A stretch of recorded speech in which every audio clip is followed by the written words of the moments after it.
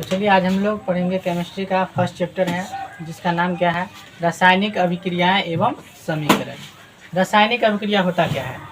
देखो हमारे आस पड़ोस में है नी हर हमेशा क्या होती है, कुछ न कुछ अभिक्रियाएं होती रहती है।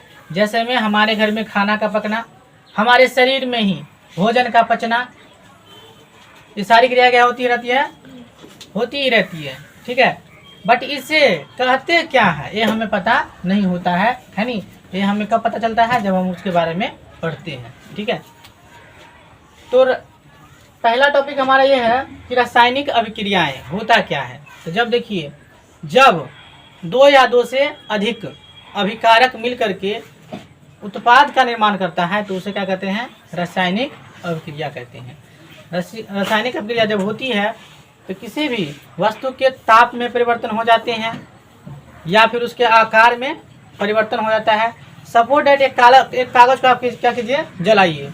कागज मान लीजिए कितना बड़ा होता है, तो इतना बड़ा कागज है। ठीक है, इतना बड़ा कागज है तो इतना बड़ा कागज है, इसको जलाइएगा ना, इसका राख बन के कितना आ जाएगा, इतना छोटा हो जाएगा। नहीं, उसी तरीके से किसी किसी का आकार बढ़ जाता है। जैसे में हमारे घर में भात होता है। ठीक है, भात जो बनाते हैं चावल से, चावल तो में ही होता है नी, एकदम छोटा छोटा चावल रहेगा। ठीक है, चावल की साइज क्या होगी, इस तरीके से होगी। लेकिन फिर क्या होगी, जब हम उसको क्या करेंगे, भात बनाने के लिए उसको गर्म करेंगे पानी में रख करके, तो उसकी आकार क्या हो जाती है, बढ़ जाती है नी। उसकी आकार क्या होती है, बढ़ जाती है नी, और उसके आकार में परिवर्तन हो गया। ठीक है, और उसके क्या, उसमें से क्या निकलती है, तो उष्मा भी निकलती है नी। जब हम किसी भी रासायनिक अभिक्रिया करवाते क्या होता है, उसमें से उष्मा निकलती है। नहीं, अच्छा, तो इस तरीके से रासायनिक अभिक्रिया के फलस्वरूप क्या होते हैं, तो उष्मा निकलती है, फिर उसके आकार में परिवर्तन हो जाता है। ठीक है, चलिए अब आगे बढ़ते हैं कि समीकरण, रासायनिक समीकरण क्या होता है। यानी रासायनिक अभिक्रिया को जो संक्षिप्त रूप में लिखना ही क्या कहलाता है, रासायनिक समीकरण कहलाता है।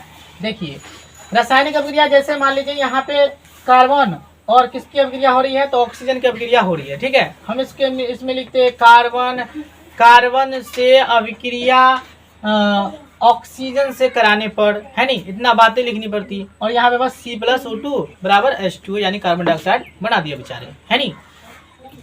तो रासायनिक समीकरण जो होते हैं उनसे क्या होती है, तो लिखने में हमें सहूलियत होती है, और रासायनिक समीकरण से क्या होती है, समय की भी बचत होती है।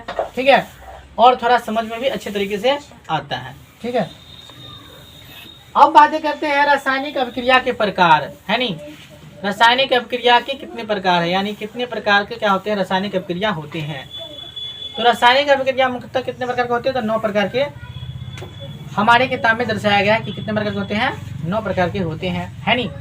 इसमें से पहला अभिक्रिया है नहीं, संयोजन अभिक्रिया। कौन अभिक्रिया, संयोजन अभिक्रिया। इसमें क्या है कि दो पदार्थ यानी दो जो तत्व होंगे वो आपस में या फिर यौगिक होंगे, वो क्या करेंगे, आपस में संयोग करके एक उत्पाद का निर्माण करेंगे। यानी दो अभिकारक मिलकर के एक उत्पाद का जब निर्माण करता है तो उसे क्या कहते हैं, संयोजन अभिक्रिया कहते हैं। ठीक है, यानी आपस में संयोग करना। ठीक है, देखिए संयोजन अभिक्रिया में जैसे एक ये भी है और एक ये भी है, एक एक मिले कितना बना दिए, देखिए एक एक मिले कितना बना दिए, एक और एक, यानी ये 2 हो गया ना। लेकिन बट निर्माण कितना का हुआ, एक ही था, यानी इधर कार्बन और ऑक्सीजन अलग है। ठीक है, अब एक क्या बन गया, कार्बन डाइऑक्साइड बन गए। ठीक है, अब आगे बढ़ते हैं, तब भाई कौन अभिक्रिया, वियोजन अभिक्रिया। इस अभिक्रिया में क्या है, जस्ट इसके उल्टा, संयोजन का उल्टा क्या होता है, वियोजन। इसमें 2 अभिकारक मिलकर के एक का निर्माण किया है, और इसमें एक टूट करके 2 भागों में क्या होता है, बढ़ जाते हैं, यानी 2 का निर्माण कर लेता है। यानी यहाँ देखिए कि CaCO3 है नहीं, यहाँ पे देखिए क्या हो गया, CO अलग हो गए और CO